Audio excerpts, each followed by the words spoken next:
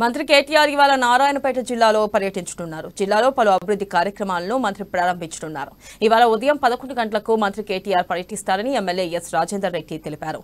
BRS జిల్లా party office సింగారం చౌరస్తా సమీపంలో నూతనంగా నిర్మించనున్న సమీకృత కలెక్టరేట్ కార్యాలయ సముదాయం, ఎస్పీ కార్యాలయ భవనంతో పాటు అప్పకపల్లి నుండి కోయిల్కొండ వరకు 56 కోట్లతో చేపట్టనున్న రోడ్డు నిర్మాణానికి మంత్రి శంకుస్థాపన చేయనున్నట్లు వెల్లడించారు.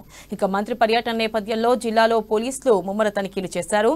ఆందోళన, నిరసనలు ఎదురవుతాయని నిఘా విభాగాల సమాచారంతో ముందస్తుగానే భద్రతా దళాలను అప్రమత్తమయ్యాయి.